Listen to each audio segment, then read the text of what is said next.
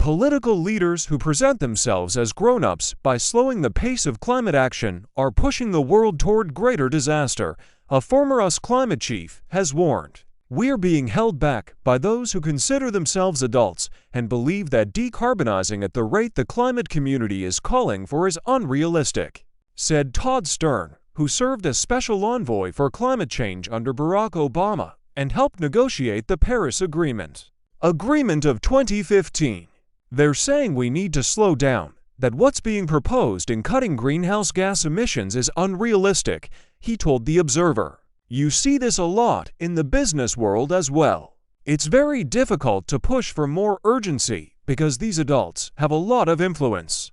However, Stern said the pace of deployment of renewable energy, falling costs, and the wealth of low-carbon technologies now available suggests the world can cut emissions to zero by 2050. "Obviously it's difficult. We're talking about huge changes in the global economy, but we can do it," he said.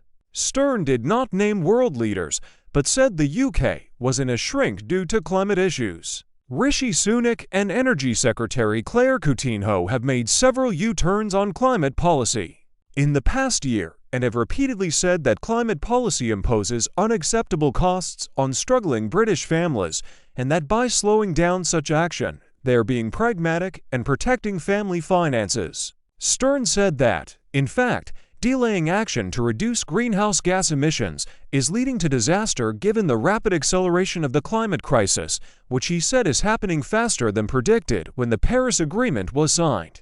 "Look out the window. See what's happening. Look at the ridiculous heat. That's funny." Leaders who called themselves adults, when they said the pace of action needed to slow, should have been honest about alternatives, he said. Just as political leaders took swift action to prevent the spread of COVID-19 in 2020, they must confront the consequences of slowing climate action now. All difficult questions of this magnitude must be considered in terms of comparison with something. The monumental dangers posed by the climate crisis justify the same compared to what argument when leaders in the political and corporate world refuse to do what needs to be done. He warned of a backlash against climate action from right-wing populism in Europe. "I hope it doesn't go too far," he said. "If this attitude gains any support among part of the population, it will not help." Stern praised Joe Biden for an extraordinarily good first term, including the Inflation Relief Act, which he called by far the most significant climate legislation ever passed in the United States, and it's quite powerful. But he warned that if Donald Trump is elected this November, the US will withdraw from the Paris Agreement and derail climate action around the world. He will try to change everything he can in terms of domestic climate change policy, he warned.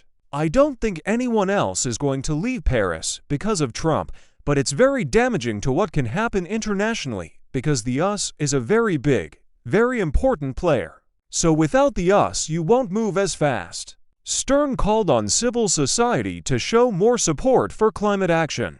"What we need, in a broad sense, is normative change, a shift in hearts and minds that demonstrates to political leaders that their political future depends on taking decisive, unequivocal action to protect our world," he said. "Regulatory change may at first seem like a weak reed to take into battle with defenders of the status quo, but regulations can move mountains. It's about understanding what is right, what is acceptable, what is important, what we expect, and what we demand." Stern first made his warning at a lecture at the London School of Economics on Friday evening, honoring British civil servant Pete Betts, who was the UK's chief climate negotiator for the Paris Agreement. He died last year.